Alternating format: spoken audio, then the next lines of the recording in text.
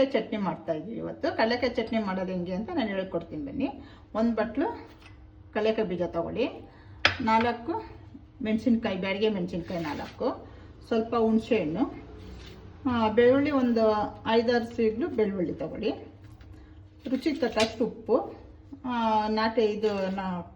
ಕರಿಬೇವು ಸೊಪ್ಪು ಮತ್ತು ಕೊತ್ತಂಬರಿ ಸೊಪ್ಪು ಹಾಕೊಳ್ಳಿ. ಮೆಣಸಿನ್ಕಾಯಿ ಕಡಲೆಕಾಯಿ ಬೀಜ ಹುರ್ಕೊತೀನಿ ನಾನು, ಒಟ್ಟಿಗೆ ಹುರಿಬೋದು. ಇವಾಗ ಬಾಣಲಿಗೆ ಹಾಕ್ಕೊಂಡು ಕಡಲೆಕಾಯಿ ಬೀಜ ಮತ್ತು ಮೆಣಸಿನ್ಕಾಯಿ ಒಟ್ಟಿಗೆ ಹುರ್ಕೊಬೋದು. ಹುರ್ಕೊಳ್ಳಿ.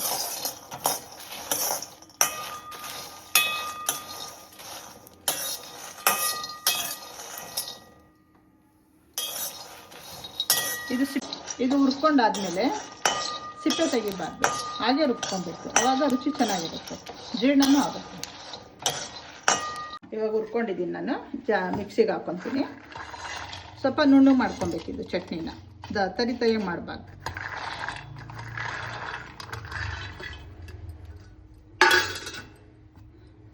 ನೋಡಿ, ಕೊತ್ತಂಬರಿ ಸೊಪ್ಪು, ಕರಿಬೇವು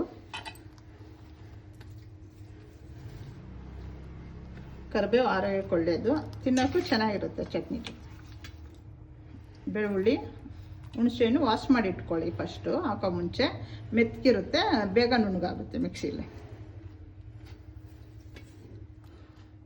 ರುಚಿಗೆ ತಕ್ಕ ಹಾಗೆ ಉಪ್ಪು,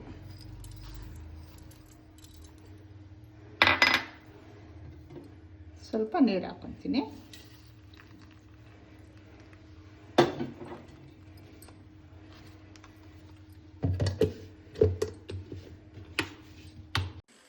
ಕಡಲೆಕಾಯಿ ಚಟ್ನಿ ರೆಡಿಯಾಗಿದೆ. ದೋಸೆ ಜೊತೆಗೆ ತಿನ್ನಿ, ಚೆನ್ನಾಗಿರುತ್ತೆ. ಚಪಾತಿಗೆ, ಅನ್ನಕ್ಕೆ, ಬಿಸಿ ಅನ್ನಕ್ಕೆ, ಮುದ್ದೆಗೆ ಚೆನ್ನಾಗಿರುತ್ತೆ.